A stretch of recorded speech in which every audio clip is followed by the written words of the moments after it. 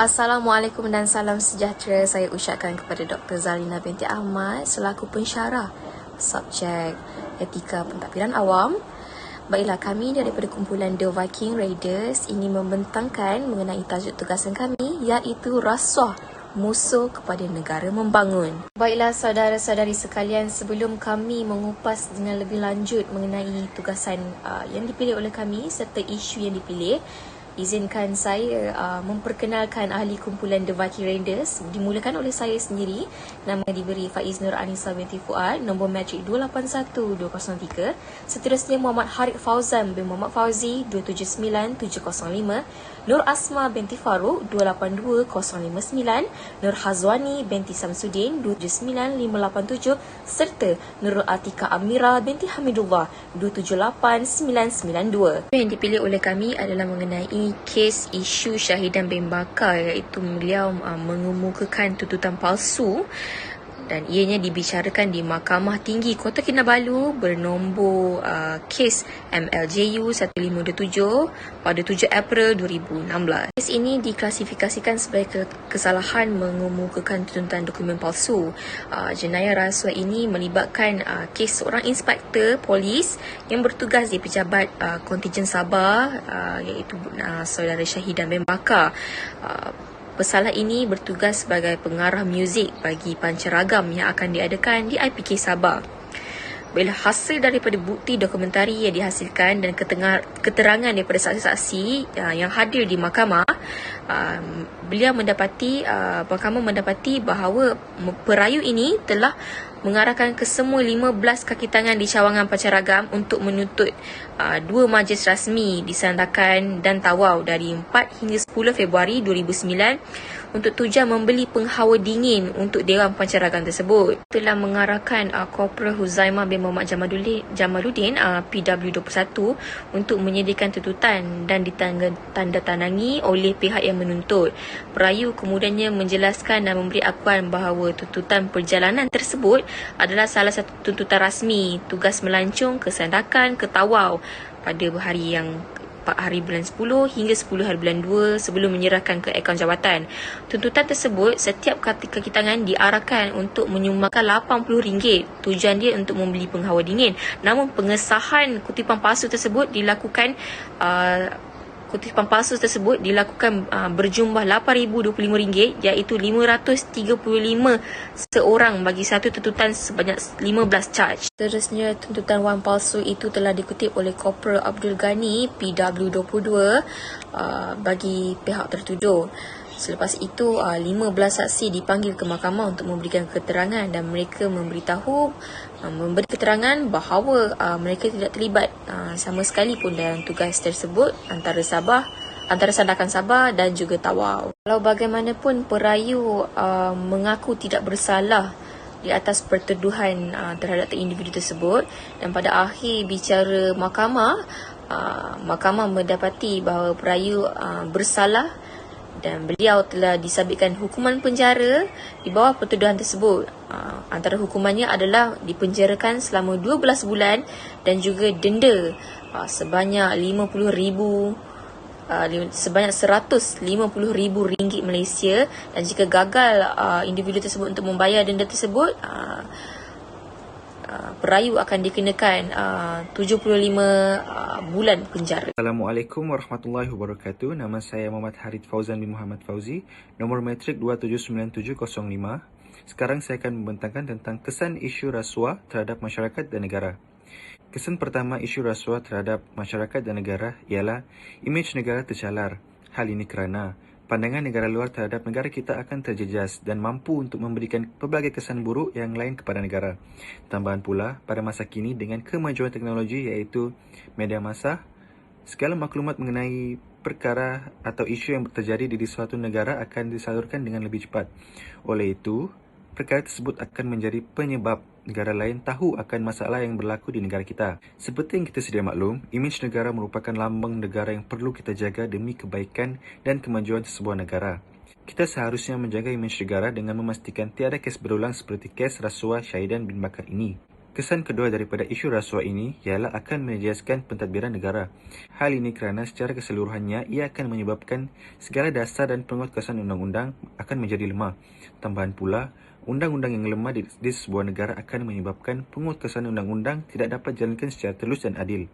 Apabila jenayah rasuah ini berleluasa di negara kita, pentadbiran negara akan menjadi longgar di mana aktiviti-aktiviti yang dijalankan melibatkan rasuah mendatangkan kesan buruk kepada pelbagai pihak. Sebagai contoh, industri yang melakukan jenayah rasuah ini demi mendapatkan tender syarikat atau demi mendapatkan kontrak kerja. Sultan Syarafuddin iaitu Sultan Selangor bertitah bahawa seandainya jejala rasuah ini terus berlaku dengan berluasa, ianya akan menyebabkan hilangnya kepercayaan rakyat terhadap kemampuan jabatan-jabatan penguatkuasa ini dalam melakukan tindakan undang-undang di negara ini. Hal ini akan menyebabkan pihak yang lebih berkebolehan dan berkemampuan untuk memiliki terlepas akan peluang tersebut. Oleh itu, persaingan sihat antara semua industri tidak dapat berlaku kerana adanya jejala rasuah yang berlaku dalam pentadbiran. Kesan ketiga iaitu ekonomi negara terjejas. Hal ini dikatakan demikian kerana jenayah rasuah ini mampu untuk mengakibatkan pertumbuhan ekonomi sebuah negara terbantut dan tidak berkembang. Tambahan pula, kestabilan politik negara adalah bergantung kepada kredibiliti sebuah negara dalam memajukan ekonomi ke tahap yang lebih baik. Akan tetapi, isu rasuah seperti ini dalam tuntutan perjalanan secara jelasnya akan mencacatkan pertumbuhan ekonomi negara. Hal ini dikatakan demikian kerana sekiranya negara kita terpalit akan isu rasuah, negara kita mampu untuk kehilangan daya tarikan daripada pelabur-pelabur asing untuk melabur ke negara kita. Secara amnya kita akan menjejaskan pertumbuhan ekonomi negara daripada berkembang dengan pesat. Maka dengan adanya isu rasuah, negara kita tidak akan maju. Impak keempat iaitu impak yang terakhir ialah peningkatan kadar jenayah. Menurut SPRM, bilangan tangkapan kes jenayah rasuah di Malaysia pada tahun lepas menunjukkan peningkatan sebanyak 23% berbanding tahun 2018. Perkara ini menunjukkan bahawa kadar jenayah negara kita kian meningkat saban tahun. Kadar statistik rasuah di negara kita menunjukkan kadar peningkatan pada kadar tinggi sebanyak 79%. Hal ini berlaku adalah disebabkan oleh sikap setengah pihak yang suka mengambil jalan pintas untuk mencapai kemahuan mereka. Menjadi tambah teruk apabila mereka melakukan jejala rasuah ini bertujuan untuk menutup kesilapan dan kesalahan yang mereka lakukan. Oleh itu, jenayah rasuah ini mestilah dibendung agar tidak berleluasa lebih-lebih lagi kepada generasi muda. Saya Nur Asma binti Farouk, nombor matrik 282059. Saya akan menerangkan bahagian cadangan untuk menyelesaikan yang mungkin menambah baik atau mengurangkan perlakuan tidak beretika. Cadangan yang pertama adalah hukuman yang lebih berat perlu dikenakan, seperti hukuman sebat dan juga menambah tempoh penjara.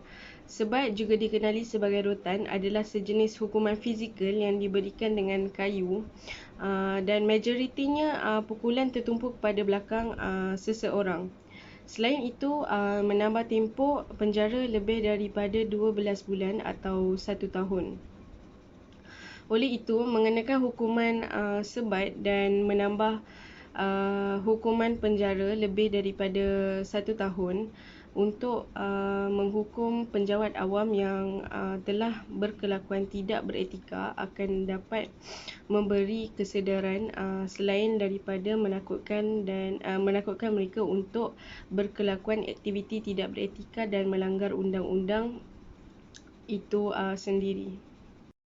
Cadangan kedua adalah mewujudkan pasukan khas untuk mengkaji kemungkinan pelanggaran kod etika dan menyemak pengurusan. Wujudkan talian hotline untuk pelaporan atau akaun email yang dapat menangkap butiran yang berkaitan. Maklumkan kepada pekerja, kontraktor, penyedia perkhidmatan dan juga pihak ketiga yang lain bahawa talian hotline tersedia untuk membantu dalam mencegah dan mengesan sebarang pelanggaran kod etika dan lain-lain. Komponen penting hotline ialah keupayaannya untuk menerima laporan tanpa rasa takut. Selain itu, salah satu kelebihan talian hotline ini ialah tersedia 24 jam dan membenarkan semua pengadu untuk mengakses semasa bukan waktu bekerja. Seterusnya, melatih dan mempromosikan etika. Penyediaan latihan etika kepada pegawai awam adalah salah satu cara berkesan untuk menggalakkan integriti dalam institusi negara dan mengekalkan pentadbiran awam yang berkualiti tinggi. Tidak cukup dengan itu, menyediakan pekerja baharu dengan kod kelakuan atau latihan etika sebagai cara untuk mencegah tingkah laku tidak beretika di tempat kerja. Selain itu juga boleh menyediakan latihan baru secara berkala untuk pekerja sedia ada. Jemput penceramah jemputan untuk membantu kaki tangan meningkatkan kebolehan dalam menyelesaikan masalah mereka supaya mereka dapat bertindak balas dengan betul apabila pekerja terlibat dalam sebarang salah laku. Terakhir sekali, memberi ganjaran sebagai tanda menghargai. Memberi ganjaran kepada pekerja yang beretika, tingkah lakunya adalah salah satu cara untuk mengurangkan tingkah laku tidak beretika dan memberi motivasi kepada pekerja lain untuk mematuhi kod etika. Mereka juga seharusnya menerima anugerah bulanan untuk tadbir urus yang baik, menghantar kad kepada individu, memberi baucer percutian dan boleh bercakap mengenai contoh baik seseorang yang berkelakuan dengan integriti dalam masyarakat. Nama saya Nur Hazwani binti Samsudin, nombor metrik 2795587. Saya dan kawan saya akan bentangkan tentang keputusan yang dibuat oleh pihak berkuasa berdasarkan kes laporan Syahidan bin Bakar. Perayu iaitu Syahidan bin Bakar merupakan seorang inspektor polis yang bertugas di Ibu Pejabat Polis Kontijen Sabah yang juga memegang jawatan 9 daripada 15 anggota polis yang berjumlah RM535 bagi setiap tuntutan. Perayu diwakili oleh Peguam Muhammad Nur Yusof dan pihak pendakwa diwakili oleh Rozana binti Abdul Hadi. Syahidan bin Bakar telah mengaku tidak bersalah atas pertuduhan tersebut dan pada akhir perbicaraan, mahkamah mendapati bahawa perayu bersalah dan disabitkan di bawah pertuduhan tersebut. Perayu dijatuhkan hukuman penjara 12 bulan dan denda sebanyak RM150,000. Jika perayu tersebut gagal untuk membayar denda terbabit, perayu akan dikenakan hukuman penjara selama 75 bulan. Mahkamah memerintahkan supaya hukuman penjara berjalan serentak. Perayu telah memfailkan rayuan kepada Mahkamah Tinggi kerana tidak berpuas hati dengan keputusan Mahkamah Session. Namun, setelah semua bukti dan mendengar hujah daripada kedua-dua pihak, Mahkamah Tinggi mendapati bahawa tidak berlaku penyelewengan keadilan dan perayu didapati bersalah di atas semua pertuduhan. Maka, keputusan Mahkamah terhadap perayu adalah kekal.